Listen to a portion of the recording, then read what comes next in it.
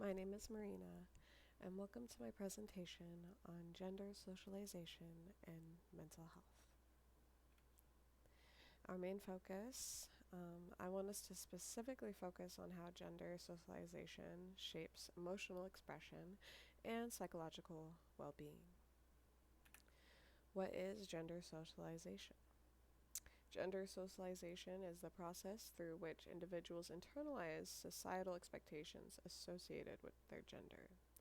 This process influences behaviors, attitudes, and identities, shaping how people understand their roles as male or female within a particular cultural context. Before we talk about emotional expression and mental health, let's take a look at the possible biological influences on gender socialization. When discussing biology and gender socialization, it is important to distinguish between sex and gender. Sex refers to biological characteristics such as chromosomes, reproductive organs, and hormone profiles. Gender, however, includes the psychological, cultural, behavioral, and social meanings attached to being male or female.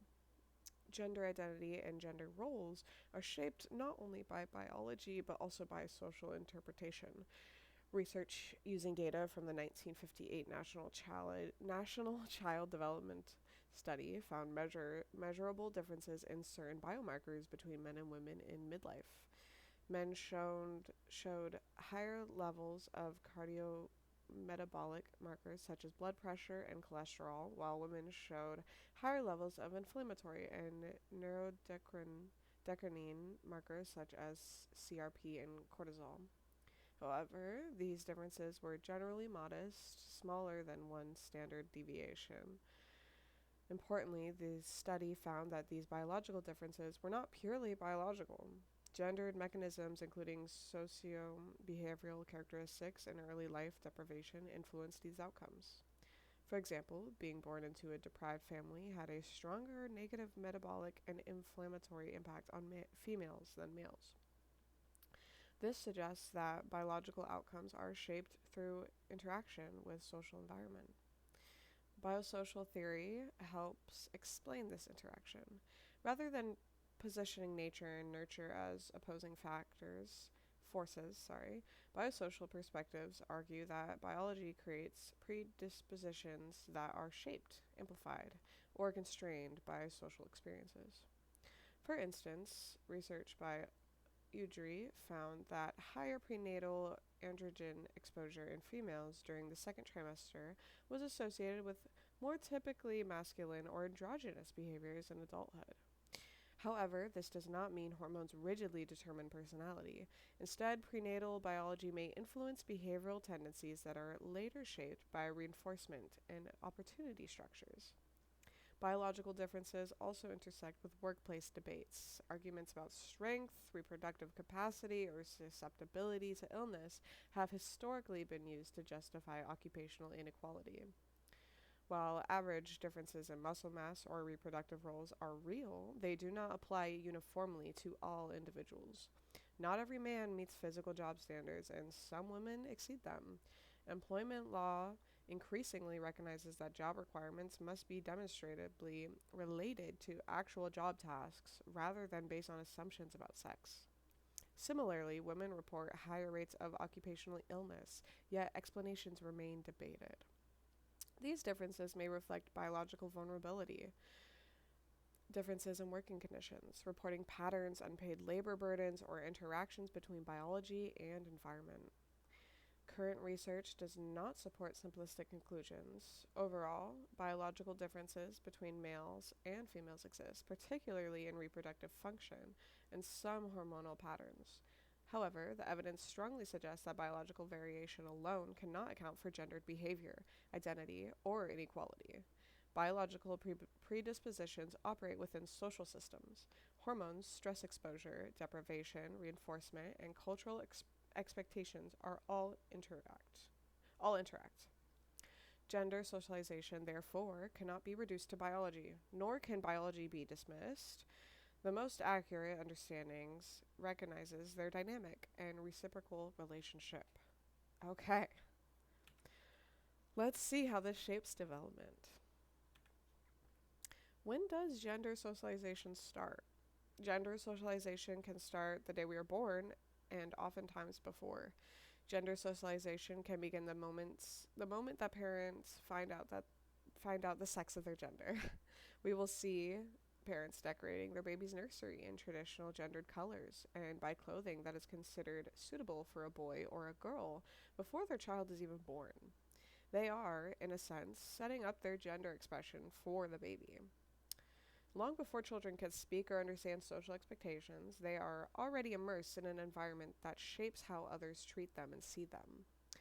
These early signals influence the types of interactions they experience, the emotions that are validated or discouraged, and the behaviors that are rewarded. Over time, repeated exposure to these expectations become internalized, shaping how individuals understand themselves and how they believe they are supposed to behave. Gender socialization, therefore, is not a single moment, but an ongoing developmental process that begins at birth and continues through the lifespan. But we will get into that section later. Now, what are the agents of gender socialization? Who reinforces gender socialization? That's parents, peers, schools, and even the media reinforce gender socialization, and also the workplace and culture. Parental language can also communicate gender expectations. Girls are frequently described as pretty or delicate, while boys are labeled strong or competitive. Through repeated exposure to these descriptions, children begin to internalize beliefs about how they are expected to behave based on gender. Expectations within the household may also differ. Girls might be encouraged to assist with cooking, shopping, or cleaning, whereas boys may be guided towards ambitious career goals, participation in sports, or helping with repairs. Research suggests that children pay particular attention to same gender role models, meaning they are more likely to imitate behaviors displayed by a parent of the same sex. When they observe gender typed activities, they are inclined to adopt similar patterns themselves. Parental interactions may further reinforce these distinctions. Girls may be prompted to act politely and remain quiet during play, while boys are often permitted or encouraged to be louder and more physically active. Even when parents consciously attempt to avoid traditional gender roles, their own early socialization can shape subtle behaviors and expectations, unintentionally passing gender norms onto their children. Children are also socialized by their peers in gendered ways. By around age 3, many children begin to prefer playing with others of the same gender. This pattern appears across cultures and often into adolescence. Children tend to choose peers with similar interests, which increases the likelihood that boys and girls are primarily influenced by members of their own gender group. One explanation for this separation is that boys and girls often have different play styles and therefore seek companions whose activities match their own. Girls commonly form close friendships with a small circle of peers, emphasizing conversation, turn taking, and mutual agreement. Boys are likely to play in larger groups, participate in more physically active games, and communicate through competition, interruptions, and boasting. Through those peer interactions, children learn what behaviors are considered appropriate for their gender and may openly discuss expectations about what boys and girls should or should not do. Peers can also reinforce norms by criticizing or excluding those who engage in activities seen as inconsistent with their gender. Research suggests that boys often experience stronger pressure to conform, while girls may face fewer negative consequences for participating in activities traditionally associated with boys. Schools represent another important setting for gender socialization. Teachers and educators may communicate expectations based on gender, sometimes by organizing students into gendered groups or designating different activities or designing different activities for boys and girls. Language used in the classroom can also reflect assumptions about gender. For example, boys may be encouraged to pursue subjects such as science and mathematics, while lower performance in these areas may be readily excused among girls. Disciplinary practices can differ as well, potentially reinforcing existing beliefs about how boys and girls are expected to behave. The media also plays a significant role in shaping gender norms. Through films, television, programs, and literature, children are exposed to repeated measures about masculinity and femininity. Male characters are frequently portrayed as heroes or adventurers, while female characters are often fewer in number, emphasized for their physical appearance or position as romantic interests. Women are sometimes depicted as passive figures who require rescue, whereas men are shown as active and independent. Research indicates that heavy exposure to television is associated with more stereotypical beliefs about gender roles, which can influence children's toy preferences, career goals, and self esteem. Although contemporary media has begun to challenge traditional portrayals, much older content continues to present women in domestic roles and men in a wider range of occupations and activities. The workplace continues gender socialization well into adulthood. Professional environments often reinforce expectations about how men and women should behave, particularly in leadership and emotional expression. For example, assertiveness in men is frequently interpreted as confidence, while the same behavior in women may be labeled as aggressive or inappropriate. Workplaces also reinforce gendered career paths. Women are disproportionately represented in caregiving or service oriented professions, while men are more likely to occupy leadership or technical roles. These patterns both reflect and reproduce societal expectations about competence, authority, and emotional control.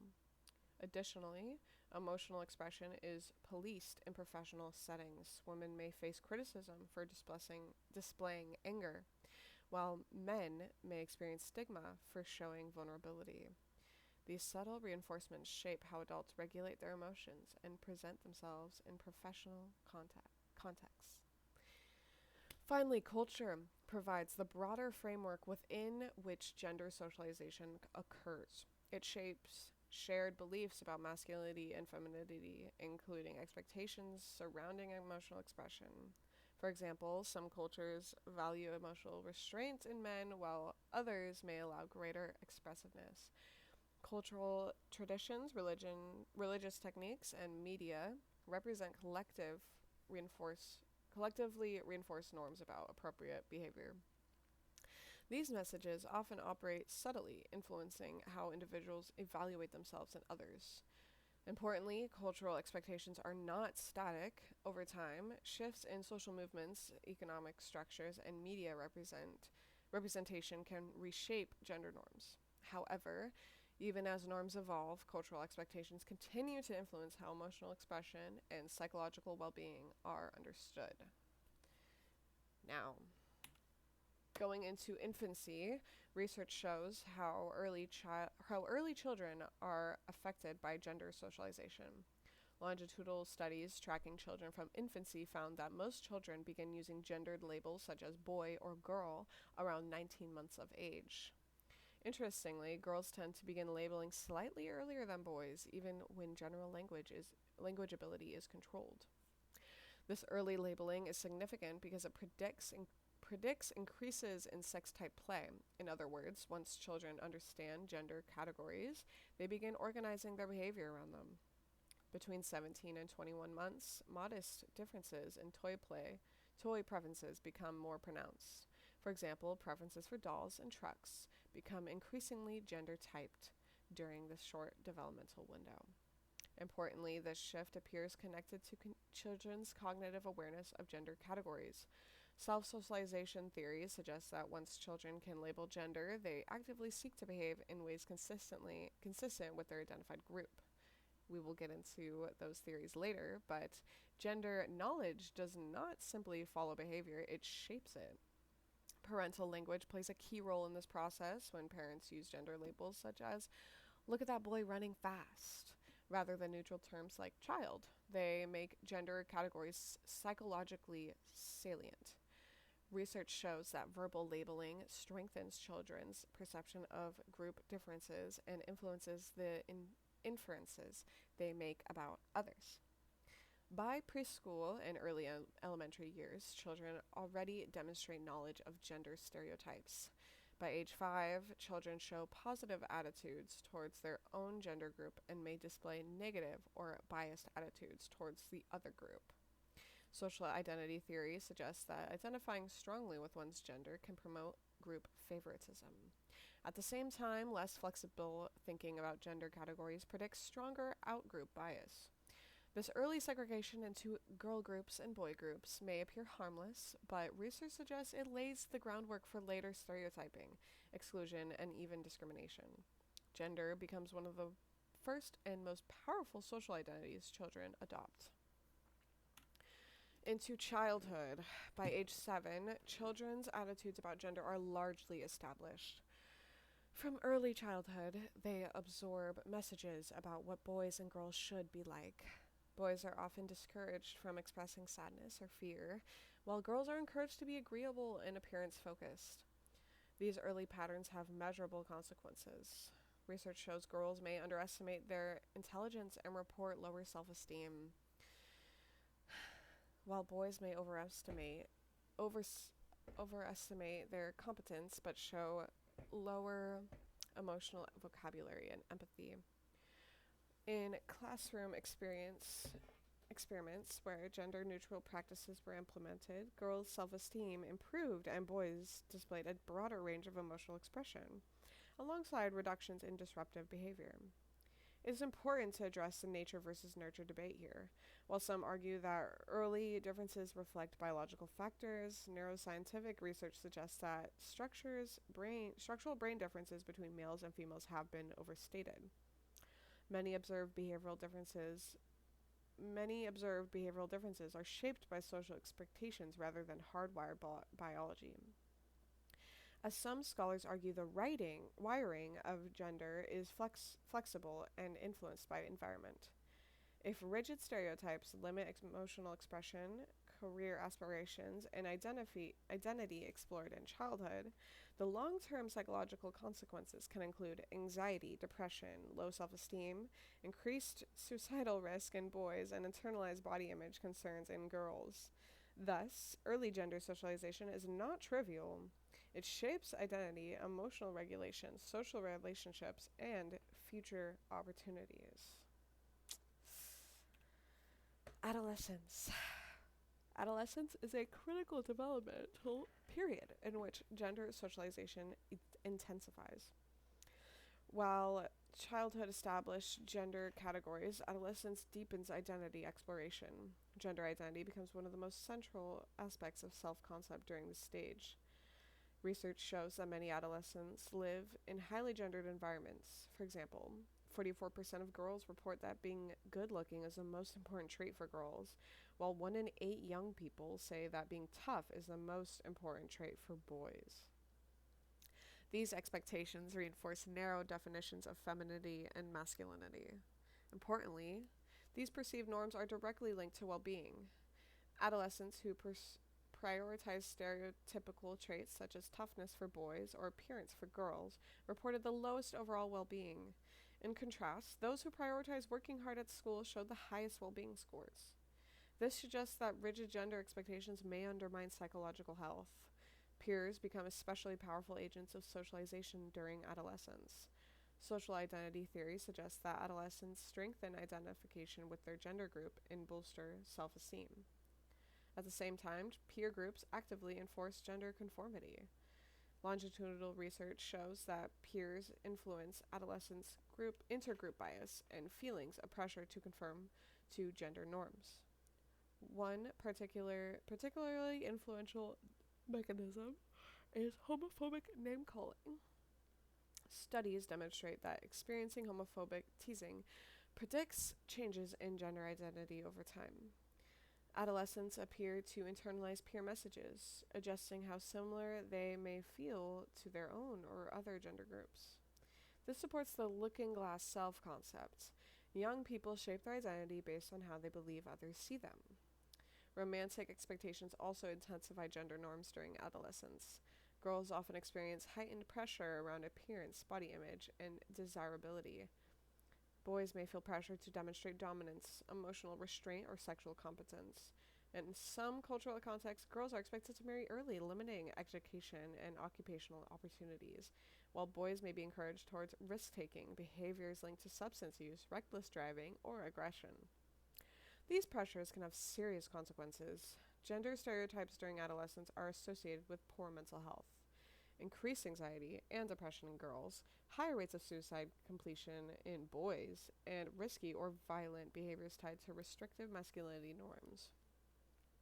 For adolescents who do not conform to traditional gender roles, the consequences may be even more severe. Youth who identify outside traditional gender barriers often face heightened discrimination, victimization, and mental health challenges due to rigid gender structures. Overall, adolescence represents a period where peer enforcement, romantic scripts, and body image pressures converge to intensify gender socialization. The psychological cost of rigid conformity during this developmental window can be substantial and long lasting. Adulthood. In adulthood, gender socialization becomes institutionalized. While childhood and adolescence shape identity, adult environments reinforce and solidify gender expectations in powerful structural ways. Despite the widespread belief that men and women are fundamentally different in ability and temperament, psychological research consistently shows that these differences are small and highly influenced by social context. Janet Shelby Hyde's gender similarities hypothesis demonstrates that men and women are more alike than different across most psychological traits. When differences appear, they are often shaped by their environment rather than biology. However, stereotypes continue to shape adult life in meaningful ways. We were focusing on workplace and healthcare. Now let's focus on mental health, dating, and crime. Oh, I'm so sorry. Oh, we're not done with workplace. Gender stereotypes significantly affect career pathways, particularly in STEM fields. Research show that boys and girls have comparable mathematic and cognitive abilities from birth. Neuroimaging studies reveal no meaningful sex differences in math-related brain areas during childhood. Despite this, disparities in STEM interest and confidence emerge early and widen over time. Girls often internalize the belief that STEM fields are masculine or that their competence will be judged more harshly. Stereotype threat, performance anxiety, and reduced self-confidence rather than lack of ability contribute to decreased participation. Workplace bias continues into adulthood. Assertive men are seen as confident, while assertive women are labeled as aggressive. Leadership stereotypes reinforce the idea that authority aligns with masculinity. These systematic barriers limit opportunity and contribute to long-term professional inequalities. Looking at healthcare, gender socialization also affects healthcare outcomes. Historically, women are excluded from medical research, resulting in diagnostic standards based primarily on male bodies. This has serious consequences. Heart disease is the leading cause of death in women, yet women's symptoms are more likely to be misdiagnosed or dismissed. Additionally, women's reports of pain are sometimes minimized due to stereotypes portraying women as overly emotional. Reducing gender bias in healthcare through inclusive research and provider education improves diagnostic accuracy and reduces preventable harm. When women's symptoms are taken as seriously as men's, outcomes improve, and maybe we'll experience less deaths and learn more about ourselves. Now let's get into mental health, dating, and crime. Gender norms influence how adults experience and express psychological distress. Women are more likely to be diagnosed with depression, anxiety, and PTSD. Almost 1 in 4 women, 24.7%, received some form of mental health treatment within the past year, compared to 13.4% of men. Women are also more likely than men to use psychiatric medication, with 20.6% reporting medication use compared to 10.7% of men. Additionally, 11.7% of women received counseling or therapy from a mental health professional, whereas 7.2% of men did so during the same period. These differences may reflect gender socialization patterns that encourage women to recognize, verbalize, and seek help for emotional distress, while discouraging men from expressing vulnerability or pursuing mental health support. Norms surrounding masculinity often promote emotional suppression and self-reliance. which can reduce men's likelihood of accessing treatment even when experiencing similar levels of distress. Men are more likely to engage in substance use and complete suicide. These patterns reflect socialization. Men are taught to suppress vulnerability, making help seeking less likely. Women are often socialized to internalize distress and take on emotional labor within families and workplaces. When rigid emotional norms are reduced, men may feel more comfortable seeking support, and women may experience less chronic stress from caregiving expectations. Moving on to dating and romantic expectations, gender socialization also shapes adult romantic relationships. Traditional dating norms often expect men to initiate, demonstrate dominance, and provide financially. Women may feel pressure to prioritize attractiveness, emotional availability, and caregiving roles. These scripts influence communication patterns and emotional expression. Men may struggle with vulnerability in intimate relationships, while women may shoulder disproportionate emotional labor. These expectations can limit authentic connection and reinforce inequality. And finally, crime and victimization. Gender disparities are also evident in patterns of violence and discrimination and victimization. Sexual assault and domestic violence disproportionately impacts women and LGBTQ plus individuals. Approximately 90% of rape victims are female, and nearly 1 in 5 women in the United States have experienced rape. Intimate partner violence affects about 1 in 4 women and 1 in 7 men. Rates are even higher among bisexual and lesbian women. Studies shown that gay and bisexual males are a high-risk group as well for attempted suicide. Community-based studies suggest high victimization rates among transgender individuals.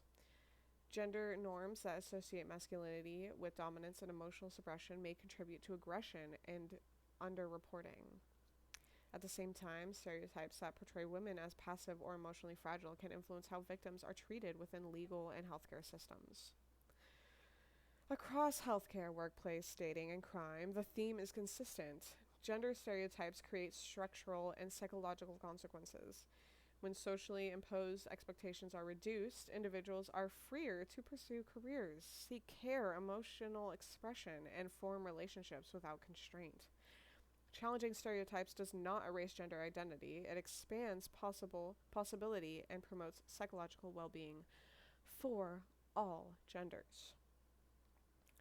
Now let's look in sex and gender difference in emotional expression. Research consistently shows small but statistically significant gender differences in emotional expression in adulthood, particularly in Western cultures.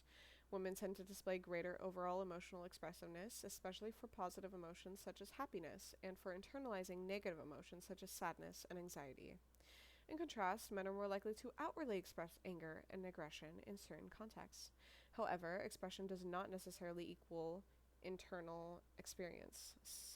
Psychological studies indicate that men often show equal or even greater biological arousal in response to emotional stressors, including higher blood pressure and cortisol responses.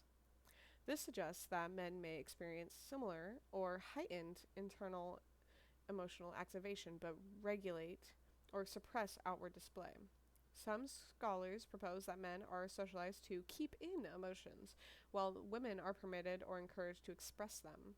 From a developmental perspective, these patterns emerge through a biopsychosocial process.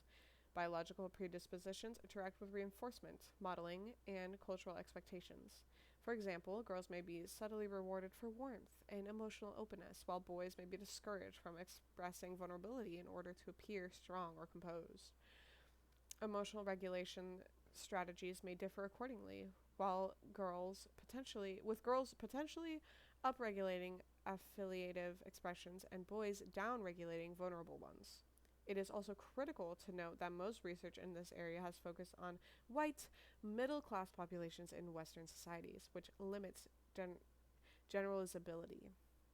Emotional expression is culturally mediated, meaning that gender differences may vary significantly across societies. Overall, differences in emotional expression appear modest in magnitude, but socially meaningful in their consequences. Mental health outcomes. Patterns of emotional expression connect directly to mental health outcomes. Women experience higher rates of clinical depression and many anxiety disorders beginning in adolescence.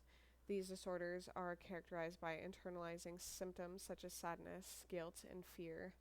This aligns with socialization patterns that may encourage women to internalize distress and to ruminate on negative emotional experiences. In contrast, men demonstrate higher rates of antisocial behavior and substance use disorders. These externalizing behaviors are often associated with anger expression and reduced willingness to acknowledge anxiety or sadness. Substance use may function as a socially acceptable outlet for distress in contexts where emotional vulnerability is discouraged. Gender expression and conformity also significantly impacts mental health. Research shows that perceived deviation from traditional masculinity or feminine norms is associated with higher depressive symptoms in both cisgender men and women. Individuals who perceive themselves as gender nonconforming often experience greater discrimination and stigma, which increases psychological distress. From a symbolic interactionist perspective, repeated experiences of discrimination may shape how individuals view their own gender expression and self worth. Mental health disparities are often pronounced among transgender and non binary populations. Transgender individuals often report substantially elevated rates of depression, anxiety, suicidal ideation, and suicide attempts compared to cisgender peers. Some studies report depression prevalence exceeding 60% in certain samples. Non-binary youth, for example, demonstrate poorer general mental health outcomes compared to both cisgender and transgender youth. These disparities are strongly linked to minority stress, discrimination, and social invalidation rather than inherent pathology. Taken together, mental health outcomes illustrate that gender differences are not simply biological inevitabilities. They are deeply intertwined with emotional socialization patterns, stigma, discrimination, and societal expectations. Internalizing and externalizing tendencies reflect not only personal coping styles, but also culturally sanctioned ways of doing gender. Understanding these patterns is essential for reducing disparities and promoting inclusive mental health care. Let's look at some theoretical perspectives that provide varying perspectives on how gender identity is formed. Social learning theory. Social learning theory argues that gender is not something we are born understanding, but something we learn through observing, imitation, and reinforcement. From infancy, children are treated differently based on perceived sex. Parents often describe newborn boys as strong or alert and newborn girls as delicate or soft, even when no behavioral differences exist. These subtle descriptions influence how caregivers interact with their children, and children learn which behaviors are considered appropriate by observing parents, teachers, peers, and media representations. For example, boys may be encouraged to engage in rough play and discouraged from crying, while girls may receive praise for nurturing behaviors and appearance. Reinforcement strengthens behaviors that align with expectations, while punishment or disapproval discourages deviation. And because these influences are constant and embedded across institutions, social learning theorists argue that gender socialization is powerful and difficult to disrupt. The theory highlights how environmental feedback shapes identity over time rather than biology determining behavior. Cognitive developmental theory, associated with Jean Piaget and Lawrence Kohlberg, influences that children are not passive recipients of gender norms. Instead, they actively organize information about the world into schemas. Gender becomes one of the earliest and most important categories children develop. Kohlberg proposed that once children achieve gender consistency, meaning they understand that gender is permanent and does not change based on clothing or activities, they become motivated to behave in ways consistent with their gender category. This typically occurs between ages 3 and 7. After this point, children are often rigidly enforce gender rules on themselves and others. Importantly, this theory suggests that cognitive maturity influences stereotype strength. Younger children rely on visible cues such as clothing or hairstyles to determine gender. As cognitive abilities grow, their understanding becomes more nuanced. However, the early rigidity of these categories can lead to strong in group preference and stereotype endorsement.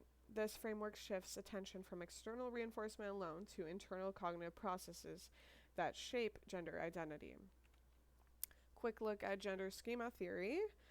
Gender schema theory builds on cognitive perspectives, but focuses specifically on how deeply gender structures information processing. A schema is a mental framework used to organize information. According to this theory, many individuals develop a gender schema that filters how they interpret the world.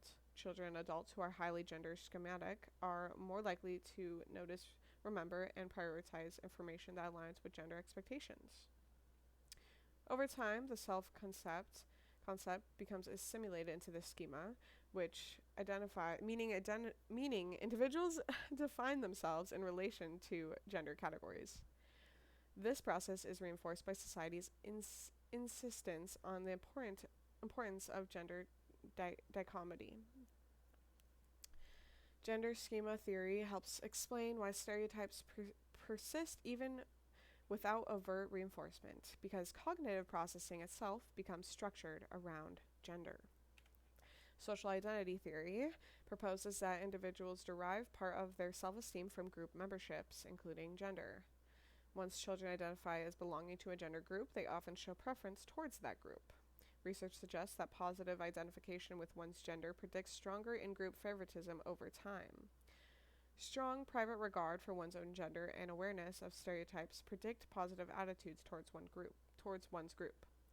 More rigid gender beliefs are associated with negative attitudes towards other genders. This theory highlights the relational nature of gender identity.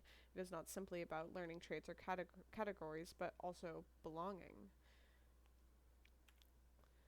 Developmental intergroup theory suggests that prejudice forms when society highlights certain categories as important. Gender is functionalized in countless visible ways. Pronouns, pink and blue clothing, toy store divisions, and gendered language all signal to children that gender matters. This theory helps explain why even well-meaning environments can unintentionally reinforce rigid gender thinking. Simply dividing classroom, sports, or marketing by gender increases its psychological importance. This emphasis on category salience distinguishes this framework from those focused primarily on reinforcement or cognition alone. Self-socialization theory suggests that once children understand gender categories, they actively regulate their own behavior to align with them. Research with toddlers shows that knowledge of gender labels with self-identification as a boy or a girl correlates with increases in gender type play between 17 and 21 months. Once children identify themselves within a category, they seek out behaviors that affirm that identity. This theory emphasizes agency rather than being shaped entirely by adults. Children participate in constructing their own gendered behaviors. However, their choices are still constrained by available cultural models and expectations. Psychoanalytic theory, rooted in Freudian thought, argues that gender identity forms through early emotional attachments and unconscious processes. Children resolve developmental conflicts by identifying with the same-sex parents, internalizing their traits and behaviors. Although this theory is less empirically supported than others, it emphasizes the emotional dimension of gender formation. While modern psychology critiques aspects of psychoanalytic theory, it contributes historically to understanding the importance of early family dynamics. Lastly, social constructionism argues that categories such as man and woman are not purely biological facts, but products of cultural and historical processes. What counts as masculine or feminine changes across time. Okay. It situates gender within systems of hierarchy and inequality, emphasizes that norms are maintained and reproduced through social institutions rather than fixed by biology. In summary, these theories share the understanding that gender is shaped through development and social experience, but they differ in what they identify as a primary driving force. as you can see here. Now, which theory best explains gender socialization? While each theory offers valuable insights, social learning theory most comprehensively explains gender socialization. It accounts for early differential treatment, reinforcement patterns, media influence, and institutional structures. It explains why stereotypes persist even when biological differences are minimal. Cognitive theories clarify how children internalize categories, and social identity theory explains group bias. However, social learning theory best integrates environmental influence with behavioral outcomes. Because social learning operates continuously across the lifespan and across multiple institutions, it provides the most practical framework for understanding and challenging gender inequality. Moving forward. Starting by reducing gender-based mental health disparities requires intervention at multiple levels. First, early childhood environments must challenge rigid gender norms, because gender becomes salient so early through language, toys, color coding, and reinforcement. Creating more flexible and inclusive spaces can reduce stereotype formation and in-group bias before they solidify. Second, emotional socialization must become more inclusive. Boys should be encouraged to express vulnerability and sadness without stigma, and girls should be supported in expressing assertiveness and anger without social penalty. When emotional expression is not restricted by gender norms, individuals develop healthier regulation strategies, and broader coping repertoires.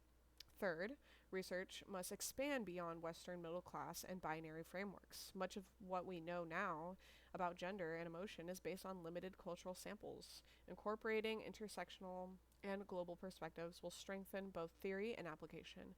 Fourth, mental health systems must actively address discrimination and minority stress. The elevated rates of depression, anxiety, suicidality, and substance use among transgender and non-binary individuals highlight that stigma, not identity itself, derives much of disparity. Clinicians, educators, and policymakers must understand that gender expression as a social determinant of health. Finally, policies and practices should reflect a biosocial understanding of gender. Biological differences exist, but they interact dynamically with social environments. Moving beyond simplistic nature versus nurture debates allows for more precise and equitable interventions. Conclusion. In conclusion, gender socialization is multidimensional. It is shaped by social learning, cognitive development, identity formation, environmental salience, structured power systems, and biological processes. Differences in emotional expression between men and women are generally small in magnitude, yet they are amplified by cultural expectations. Men may experience similar physiological arousal, but are often discouraged from outward vulnerability.